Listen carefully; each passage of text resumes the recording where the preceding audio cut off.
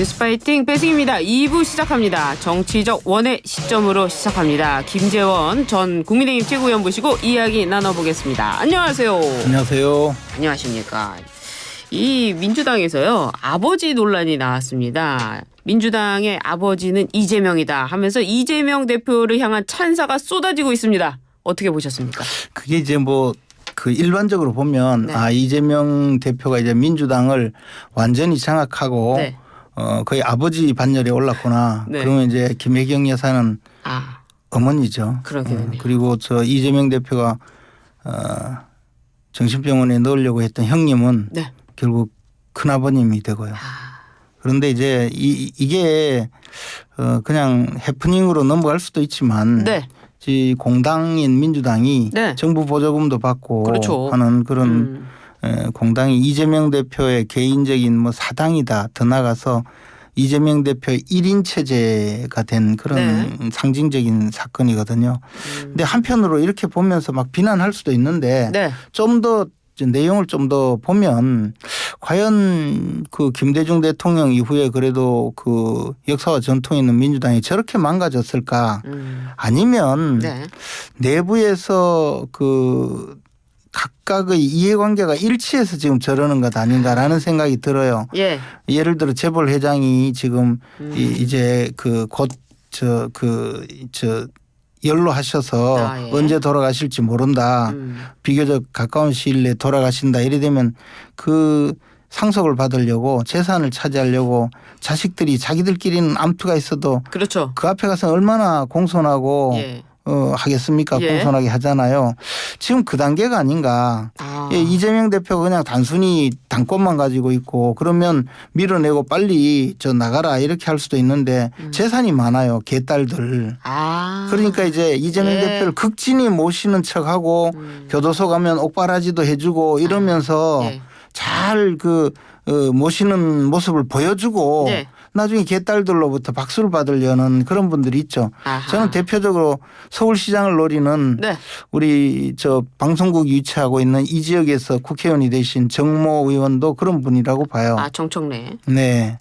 그러니까 이제 민주당이 오히려 지금 이상한 모습으로 연출을 하는 거지. 민주당 의원들이 바보도 아니고 민주당 사람들이 저렇게 망가지게 정치를 하지는 않거든요. 저는 그래서 곧 운명하실 재벌 회장 앞에서 자식들이 네. 재산을 차지하기 위해서 겉으로 충성 경쟁을 하고 있다. 겉으로 이제 효도하고 있다. 예, 그러는 걸로 보이고 다만 이제 강민구 전 시의원 그분은 네. 잘 아시죠? 예, 우리 또 고향 의성 출신이고 네. 한데 그분이 저렇게 나온 거에 대해서 더군다나 그까지는 할 수도 있어요. 지방에서 최고위원 시켜주니까 아버지랑 감동을 많이 받아서 할 수도 있는데 거기다가 그럼 실수를 했으면 입 다물고 있지. 깊이 인사하는 것은 영남 남인의 전통이다. 영남. 예. 아니 영남 남인이 언제 자기 아버지를 모독해 가면서 더군다나 퇴계의 그 후예들이 언제 악수하면서 그런 식으로 인사를 했나요? 차라리 큰절을 하지.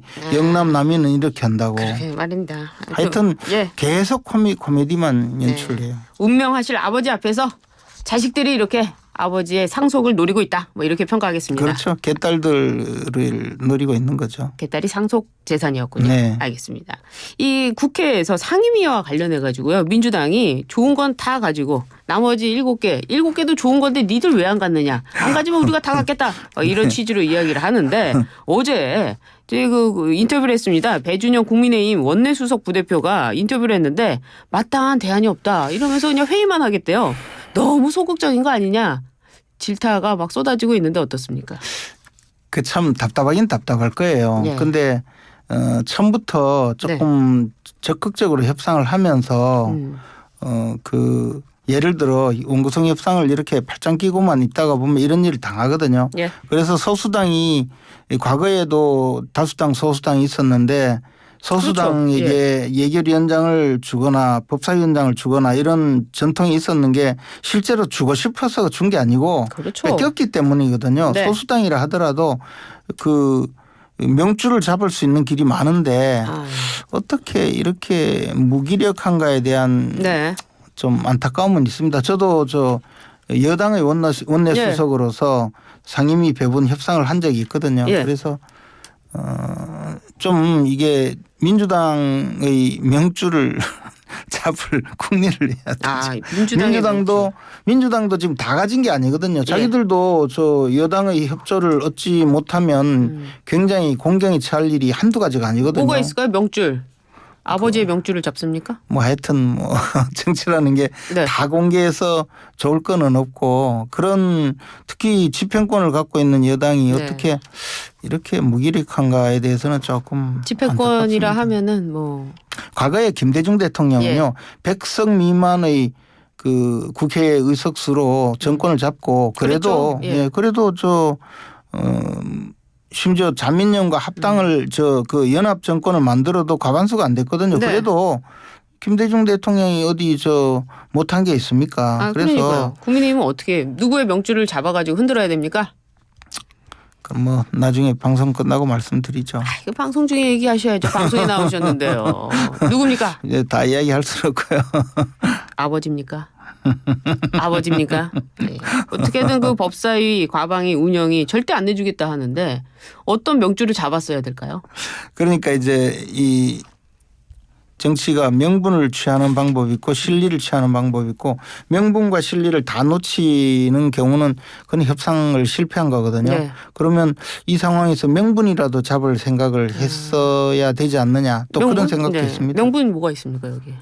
이 이야기하면요 조금 한이 없는데 하여튼 좀 그렇습니다. 아무튼 뭐 국민의힘 지금은 팔짱 끼고 그냥 지켜보고만 있는 그것은 좀 적절하진 않다고 봐요. 아무튼 뭐 국민의힘이 나서가지고 원내대표고 뭐고 다 나와서 삭발하고 텐트 치고 초선 의원들은 거기서 뭐 여름이니까 더운데 막 비 맞으면서 막 달라 법사위 달라 뭐 이렇게 해야 되는 거 아닙니까? 근데 뭐 언론 보도에 보면 오히려 잔치집 같다는 분위기니까 뭐 그걸 기대할 수는 없죠. 그래도 뭐 그 국민의힘 지지자들이 너무 좀 실망하시는 것 같아요. 알겠습니다. 이번에 국민의힘 소식 자연스럽게 넘어가 보도록 하겠습니다. 나경원 의원이 발표를 하려다가 안 했어요. 출마 발표를 하려다 안 했는데 한동훈 전 23일 날 한동훈 전 비대위원장이 23일 날 한다는 겁니다. 일요일에 출마 발표를 하겠다고 하는데 어떻게 보셨습니까? 이제 전당대회 한 달 전에 그것도 이제 후보 등록하는 날이니까 발표 시점도 최대한 미루면서 한편으로는 뉴스에서 긴장도를 아주 끌어올리는 그런 효과도 있었을 것 같고 한편으로는 준비가 덜 돼 있을 수도 있어요. 준비요? 왜요? 이제 출마의 발표를 해야 되잖아요. 출마 의사 또 출마에 임하는 심정. 근데 다른 후보들은 비교적 쉬워요. 원희룡 의원의 경우 예를 들어 당정일체 뭐 이런 이슈를 제기할 수 있고 아마 윤상현 의원은 뭐 개혁하겠다. 혁신. 누가 고지 들일지는 몰라도 하여튼 개혁하겠다 뭐 이렇게 이야기할 수 있고 또 나경원 의원도 나름대로 그동안 당정관계. 특히 그뿐만 아니고 이제 험지 서울에서 오선을 한 의원으로서 또 여성 의원으로서 또 그동안 원내대표도 지내고 여러 가지 당의 운영에 대한 자신의 보관을 밝힐 수 있는데 한동훈 위원장의 경우에는 오히려 단순히 왜 그 당대표 선거에 나오느냐에 대한 비판도 많고 그리고 또 야당이나 언론에서도 공격 소재가 굉장히 많거든요. 뭐 여러 가지 그냥 윤석열 대통령과 정치적인 방향이 거의 같다면 오히려 그냥 쉬울 텐데 또 뭐 건전한 긴장관계 또 재창당 수준의 당개혁 뭐 이런 이슈를 내거니까 그냥 들으면 굉장히 아주 멋있는 이야기인데 실제 그 세부적인 내용에 들어가면 이게 지뢰밭이 한두 가지가 아니거든요. 뭐 예를 들어 김건희 여사 특검법, 최상병 특검법 뭐 이런 입장 나올까요? 그뿐만이 아니고 뭐 재창당 수준의 당개혁은 도대체 뭐냐? 그러면 탈당하라 이겁니까? 대통령 탈당하라 이겁니까? 그렇게 하겠습니까? 그리고 예를 들어 뭐 지구당 부활이 정치개혁이냐부터 온갖 이야기가 이제 주제가 그 본인의 과제로 넘쳐날 텐데 그에 대한 준비가 그렇게 만만치 않거든요. 네. 그래서 그런 준비 과정도 필요할 거고 또 사람들을 규합하는 그런 과정도 필요할 거고 해서 어쨌든 출마 선언에서 승패가 거의 좌우되지 않을까 그런 생각을 합니다. 사실 한전 위원장의 대항마로 나경원 의원이 되는 거 아니냐 했는데 갑자기 또 원희룡 전 장관이 출마 선언을 했어요. 이렇게 되면 또 원희룡 장관에게 힘이 실어지는 거 아니냐, 친윤이 열로 모이는 거 아니냐 또 이런 얘기도 있거든요. 근데 일각에서 사실 그런 주장도 있고 또 네. 어쨌든 외견적으로 보면 나경원 의원은 지난번에 3.8 전당대회에 출마하려고 했는데 연판장까지 돌려가면서 또 뭐 개인적으로 나중에 보기에는 전혀 사실 무근으로 밝혀졌지만 개인의 재산 취득과 관련해서도 문제가 있다라고 네. 언론에서 보도해 가면서 마구 공격을 했지 않습니까? 네. 그랬는데 원희룡 전 장관의 경우는 그런 내용이 아니라 오히려 대통령이 직접 장관으로 임명을 했었고 또 양평 고속도로와 관련해서 헌신적으로 방어를 했거든요. 그랬죠. 예, 그런 이력을 보면 원희룡 전 장관이 훨씬 용산과 가깝다 이렇게 보일 수밖에 없지 않습니까? 네. 그러다 보니 이제 그런 생각을 할 수밖에 없고 친윤 측에서 원희룡 전 장관을 밀고 있다 이런 인상을 심어주고 있죠. 이것은 앞으로 전당대회 과정에서 후보들의 정치적인 정견 발표, 소신 발표 더 나가서 자신이 어떤 이유로 이 전당대회에 출마를 했느냐를 전부 밝힐 때 자연스럽게 보여지지 않을까 생각합니다. 근데 우리 죄송합니다. 국민의힘에서 지금 결선 투표제가 들어갔어요. 네. 이 한동훈 전 위원장 나오고 그다음에 나경원 의원 나오고 원희룡 전 장관 나오고 이렇게 해서 만약에 3파전 혹은 4파전으로 간다면 이 한 번에 50%를 한동훈 위원장이 넘기기는 쉽지는 않아 보이거든요. 2021년도에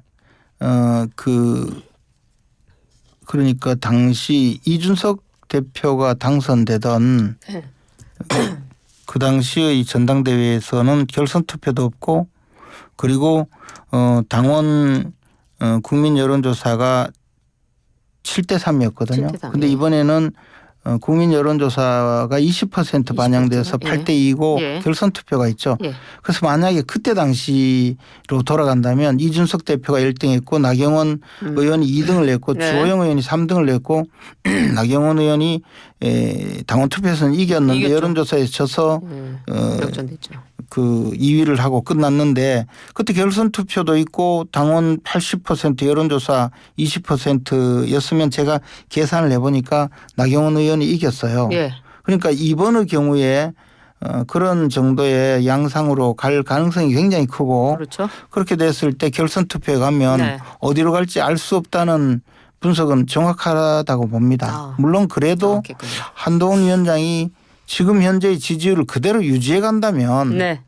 그렇다면 또 변수가 되지 않을 수도 있죠. 그러나 왜냐하면 당원 구성표에 있어서 이 지금 국민의힘 당원이 영남 TK, PK가 거의 70% 이상 아닙니까? 수도권보다도 그렇지 않습니다. 많지 않아요. 예, 한 40% 정도 되고요. 40%. 영남이 한 40%, 수도권이 40% 정도 되고 나머지 지역이 20% 정도입니다. 예, 기존 당원들이 어떻게 나올지. 근데 뭐 기존 당원들도 제가 다녀보면 일단 지금은 한동훈 위원장의 지지세가 높은 건 사실입니다. 맞아요. 예, 그리고 그 이유가 의원들이 도대체 왜 이렇게 안 싸우느냐. 그래서 왜 범죄자들의 천국, 나쁜 놈들의 세상을 만들었느냐. 여기에 좀 제대로 싸워봐라. 그런데 한동훈은 잘 싸우지 않을까 뭐 이런 단순한 이 기대로 꽤 지지가 높은 것 같습니다. 앞으로 이제 이 점은 주자들이 좀 잘 좀 반영을 해야죠. 그러네요. 아무튼 한동훈, 나경원, 원희룡 뭐 3파전 죄송합니다. 4파전으로 가게 될 경우에는 결선 투표 갈 가능성도 있다. 뭐 이렇게 보이네요. 꽤 가능성이 높죠. 예. 이 박지원 더불어민주당 의원은 한동훈 전 위원장보다 어정쩡 친윤인 나경원 의원이 당대표에 유리하다. 이런 말을 했어요. 이거 왜 이러는 겁니까? 박지원 저분은 연세가 들면서 점점 좀 실없는 소리만 자꾸 늘어가는 것 같고요. 별로 그 정확도도 떨어지는 것 같아요. 그리고 뭐 화장실가 웃느니 이런 소리를 하고 있는데 좀 채통 좀 지키셨으면 하는. 채통을 지켜라. 예, 전반적으로 민주당이 망가지고 있는데 거기에 이런 어른들까지도 저러시니 참 답답하네요. 답답하네요. 네. 알겠습니다. 이 한동훈 주변 인물을 둘러싸고 김경률 회계사 도대체 누가 데려왔느냐 이런 공방이 벌어지고 있습니다. 이거 왜 이러는 거죠? 근데 그 관련자들 이야기를 다 모아보면 진술은 정확해요. 뭡니까? 그 이철규 의원이 김경률 회계사에게 영입 제안을 했는데 김경률 회계사 나는 저 영입 제안에 거절했다. 그때 거절. 예, 근데 한동훈 위원장이 비대위원으로 영입을 하니 그거는 인정을 했다. 그러니까 김경률 회계사 입장에서는 그냥 우르르 저 명단 올리는 데는 올라가지 않고 그래도 최고위원급인 비대위원장 정도로 대우를 해주니 내가 응했다 이런 주장이고요. 거기에 나머지 옆에서 신지호 의원 뭐 이런 분들은 그래 결국은 이철규 의원이 영입하려고 해놓고 영입하려고 했는 사람이 왜 지금 와서는 그런 소리 하느냐 이런 이야기고 이철규 의원은 내가 영입한 거 아니다 이런 주장이니까 이 검사 입장에서 조사를 한다면 진술은 정확해요. 그렇군요. 예. 그래서 뭐 이야기하는 분들은 다 저 충분히 납득할 만한 이야기는 맞아요. 그래서 서로의 입장에서 얘기를 하고 있다. 이게 왜 이런 논쟁이 되냐 보니까 김경률 그 아니 근데 이철규 의원 입장에서는 내가 영입하려고 했을 때 영입을 응하지 않았는 것은 우리가 이제 저 그래도 나름대로 쓸모가 있는 저 참신한 인재라고 했을 때는 영입 응하지 않다가 한동훈 위원장이 영입하니까 대부분 응했던 것 아니냐. 그러면 둘은 이 사상적으로 똑같은 사람이냐 뭐 이런 공격이거든요. 그러니까 뭐 당에서 활동하면서 김건희 여사를 향해서 뭐 말이 앙뚜아네트다 뭐 사과해라 뭐 이런 부분에 뭐 책임론이 있으니까 당원들을 향한 메시지인가 보네요. 하여튼 뭐 여러 가지로 그런데 계속 진행하는 것은 별로 좋은 것 같지는 않아요. 근데 이철규 의원이요. 정말 어차피 당대표는 한동훈이라는 바람에 대해서 말도 안 되는 얘기다. 당원을 무시하는 얘기다. 또 이렇게 나오고 있어요. 그래서 지금 여론조사 특히 당 지지자들의 여론조사는 당원들의 여론조사가 아니거든요.